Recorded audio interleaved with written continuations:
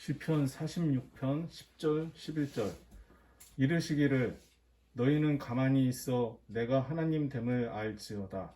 내가 문 나라 중에서 높임을 받으리라. 내가 세계 중에서 높임을 받으리라 하시도다. 만군의 여호와께서 우리와 함께 하시니 야곱의 하나님은 우리의 피난처시로다. 이것은 주님의 말씀입니다.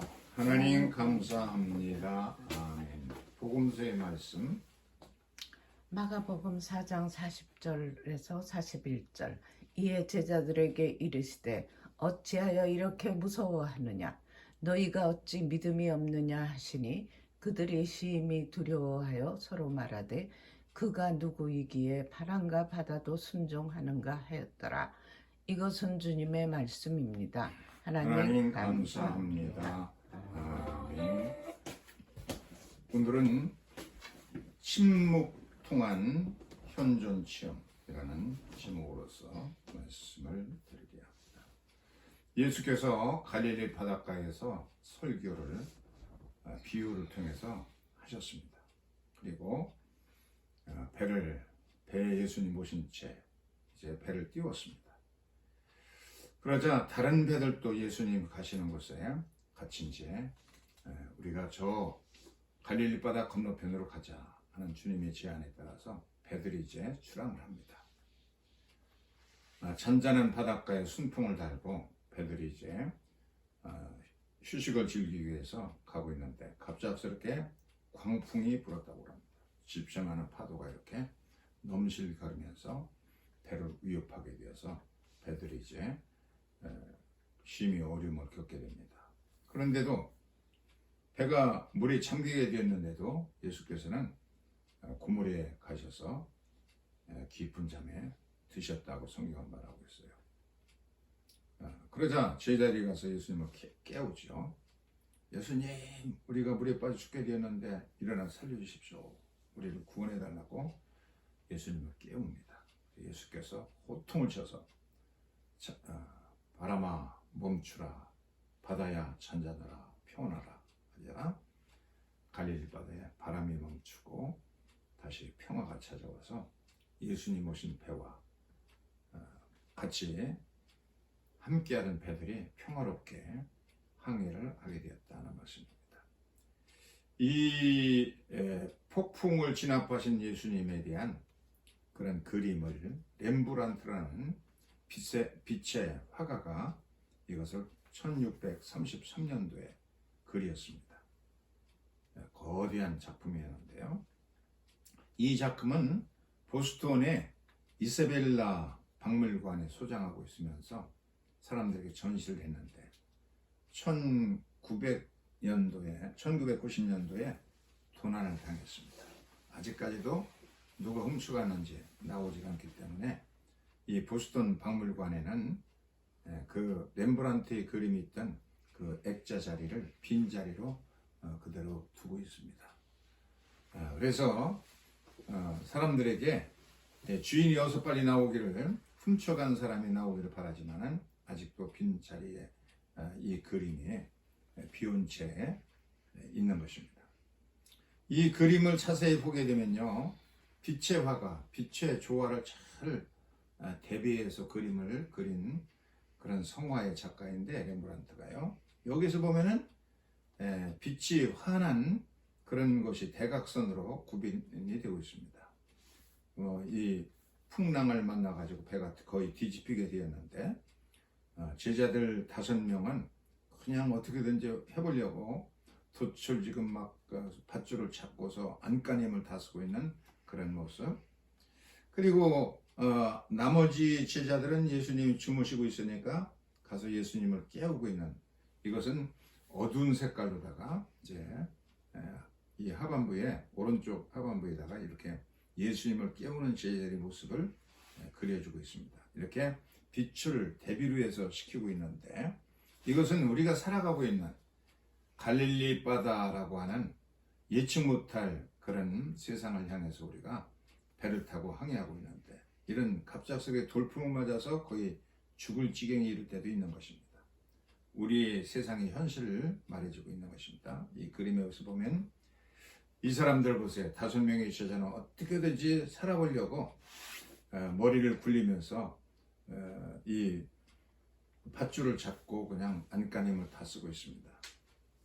우리의 살아가는 그 일상생활의 모습이죠. 바둥바둥거리면서 있는 힘을 당해서 살아보려고 애쓰는 겁니다. 그런데 인간의 힘으로 이 광풍을 어찌할 수가 없습니다. 반면에 예수님은 이렇게 깊이 잠들었어요. 그래서 주무시는 예수님을 깨웁니다. 주여 일어나셔서 우리를 살려주십시오. 구원해 주십시오. 하는데 히브리어로 보면은 쿰마 아도나입니다. 아주 유명한 노래가 있는데요. 쿰마 아도나이 호시에니 엘로하이 라도나이 하이 예수와 알랑카 비르카 테카. 예, 모세가 언약궤가 나갈 때 쿰마 아도나이 주여 일어나셔서 모든 민족을 물리치고 우리가 승리하게 해달라고 쿰마 아도나이 주여 일어나셔서 우리 살려주세요. 그런 이제 귀절인데 제자들이 주님을 이렇게 깨웁니다.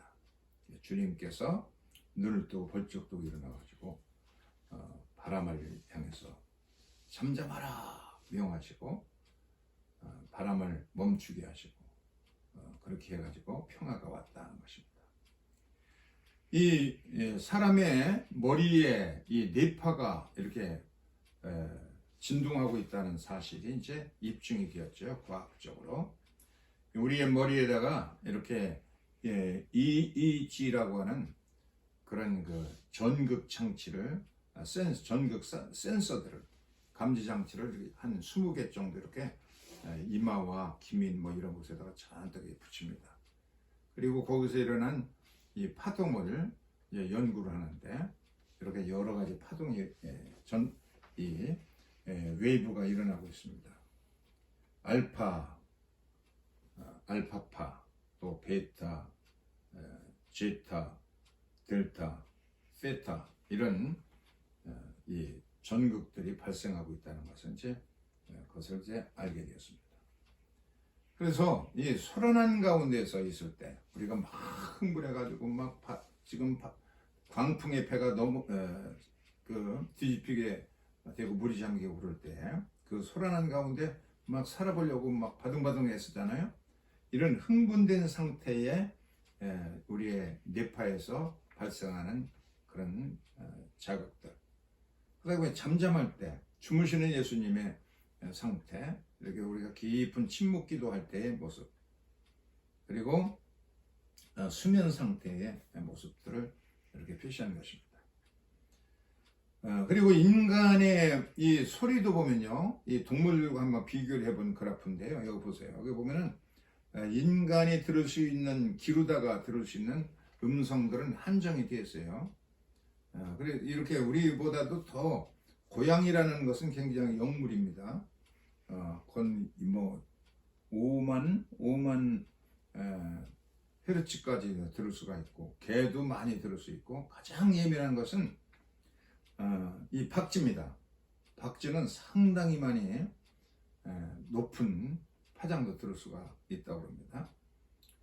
그래서 인간은 라디오를 통해서, 이 수신기를 통해서 이제 듣고, 요즘에는 스마트폰이 개발되어서 뭐 단파든 중파, FM, TV파 이런 거까지도 전부 수신해서 손안에서 해서 전부 들을 수 있게 그런 장치를 인간은 개발해냈습니다. 이 우리의 뇌파와 심신 상태를 비교해 보면 22Hz 이상이 되면 굉장히 불안한 상태입니다. 배에서 빠져 죽을까봐 바둥바둥거리면서 이리 뛰고 저리 뛰는 그런 모습들, 막 극도로 화냈을 때 불안한 상태의 모습이고요. 22Hz 이상 되면 14에서 20일까지의 상태가 되면 이것은 깨어있는, 우리의 일상적으로 이리 뛰고 저리 뛰고 새벽 기도 하려고 준비도 많이 해야 되고요. 또 가서 또 차 타고 이렇게 가야 되고 굉장히 바쁜 일상생활을 해야 되죠.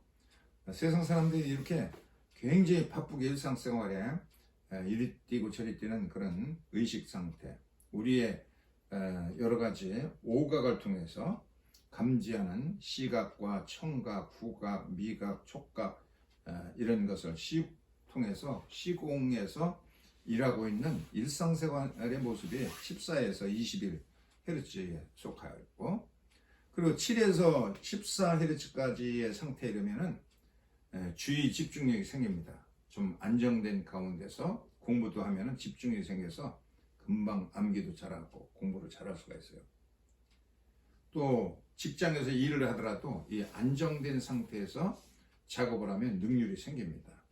이런 상태, 약간 긴장되고 마음이 느긋한 상태로서 하면은 집중이 생긴다는 겁니다. 이게 이제 10Hz 상태고, 기도할 때도 이렇게 좀 평안한 가운데 기도하면 그 기도가 응답이 되어지고, 또 하나님과의 교제할 수 있는 상태, 이것은 거의 한 10Hz까지 낮아져서 평안한 상태가 되면은, 침묵 기도를 통해서 훈련하게 되면은 하나님의 음성을 듣고 그럴 수가 있는 상태에 이르게 됩니다.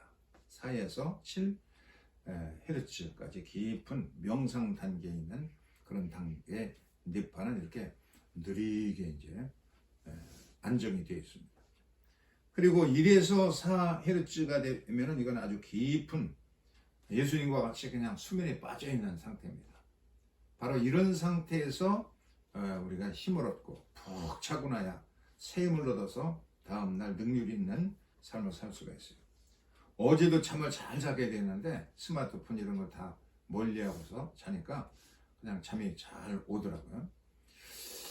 이런 상태가 10.5Hz 상태인데, 이때에 뇌파도 안정되고 있고, 몸도 이완이 되고 안정되고, 머리도 명석하고, 그래서 안정된 가운데서 공부도 해야 제대로 잘할 수 있고, 근무도 그런 상태에서 안정된 상태에서 근무하면 능률도 생긴다 하는 것이 입증이 되었습니다.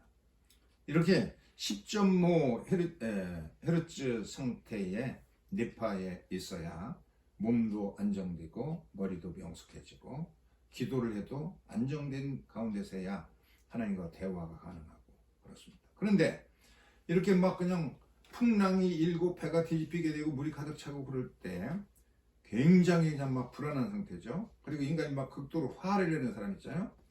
21Hz가 넘게 되면은 주변에서 그러지 마라, 이렇게 그냥 큰 소리 치지 말고 싸우지 마라 하고 아무리 이성적으로 타일러도 그게 들리지 않습니다. 그래서 아무리 설득해도 그냥 안 되는 겁니다. 제정신이 아니기 때문에. 그러다가 이제 제정신으로 들어오면 14에서 20일이 되도록 이제 기다리게 되면은 그제서야 이게 내가 제정신이 아니었어. 그때서 가서 후회하는 겁니다, 사람이. 이렇게 굉장히 관계가 있습니다. 옛날 중국의 한 왕이 자기의 왕세자를 훌륭한 지도자로 통치자로 키우기 위해서 깊은 산골에서 명상하고 계신 고승을 찾아가서 그에게 아들을 잘 훌륭한 후계자로서 훈련시켜 달라고 부탁했어요. 그런데 이 고승은 아무 말 없이 왕자를 깊은 산속에 있는 암자를 보내게 됩니다. 늑대, 호랑이, 곰들이 득실거리는 곳에다가 혼자 남겨놨어요. 거기에는 이 왕세자의 아버지도 여기서 훈련을 받았던 남자고, 그 할아버지 왕도 여기서 훈련받았던 그런 아주 암자였습니다. 거기에서 이 할아버지 왕 그리고 자기 아버지가 훈련받았던 책을 가지고서 그래서 이제 공부를 합니다. 공부라는, 우리가 공부한다 그렇게 말하면 학교에 가서 공부하고 이렇게 공부를 하는데, 이것이 이제 한자어로 보면 콩푸라고 발음이 되죠. 쿵후입니다. 쿵후를 이제 연습하는 겁니다. 날마다 책을 보고서 동작을 연습하고, 그래서 심심을 단련합니다. 명상을 하고, 그렇게 해서 이제 자연계에서 들려오는 모든 소리를 다 들을 수가 있습니다. 새가 깍깍대면은 이건 까치로구나. 구구구 하면 이거 비둘기가 오는구나. 이것은 전혀 그런 걸 모르던 이 왕세자가 이 새의 울음소리만 들어도 그 무슨 새인지, 늑대의 우는 소리, 호랑이, 사자의 울음소리, 또 풀벌레의 우는 소리를 전부 터득하고 와서, 그래서 이 스님에게, 스승에게 가서 얘기했습니다. 이제 제가 10여 년 터득하다 보니까 모든 자연계의 소리를 다 듣게 되었습니다. 이제 소리만 들어도 동물의 이름, 고양이의 울음, 들고양이, 여우의 울음 다 분별할 수 있게 되었습니다. 새소리만 들어도 무슨 새인지 알게 되었습니다. 그러면 가서 들리지 않는 소리 없는 소리, 들리지 않는 소리를 듣고 오거라 하고 다시 보냈어요. 왕자가 어떻게 들리지 않는 소리를 들을 수 있을까? 그러면서 이 자연계하고 소나무하고도 얘기하고 풀잎하고도 얘기하고 그러면서 여러 해를 보내면서 다시 이제 수년에 와서, 이제 저는 스승님 풀잎에 구르는 이슬의 움직임 소리도 들을 수 있고, 그리고 해가 뜨면 이 이슬이 마르는 소리도 듣게 되었습니다. 그리고 새싹들이 돋아나는 소리도 듣고 그들이 춤추는 소리도 듣게 되었습니다. 낙엽이 굴러가는 소리도 듣게 되었고, 한때는 곰이 그 이상한 신음소리에서 가보니까 다리가 부러져서 곰의 다리를 고쳐주기도 했고, 사자가 으르렁거리는데 그 신음소리를 듣고 사자에게 가서 그 발톱에 끼어있는 가시를 뽑아줘서 친구로 만든 적도 있습니다. 그러니까 스승이, 그래, 통치자가 되려면 이 들리지 않는 백성의 그런 아픔도 들을 수 있어야 된다, 그렇게 말했습니다. 들리지 않는 소리도 듣는 단계가, 소리 없는 소리를 이제 듣게 된 것이죠. 노자라는 선생은 뭐라고 하냐면, 인간은 들으면서 성장한다. 엄마 아빠 하는 것을 배우게 되어지고, 부모님을 통해서 배우고, 학교에 가서 또 들으면서 초등학교를 졸업하고, 이렇게 들으면서 성장한다. 근데 듣는 것이 세 가지가 있는데, 남의 말하는 것을 귀로 듣는 단계가 있고, 1차적인 들음이고, 그 다음에 두 번째, 자기의 내면의 양심의 소리를 듣는 2차적인 들음이 있고, 세 번째는 위로부터 오는 초월자의 소리를 듣는 그런 영적인 소리를 듣는 단계가 있다 하고 말했습니다. 우리 크리스천들도 바로 내면의 소리도 들을 수 있어야 되고, 그러려면 침묵해야 됩니다.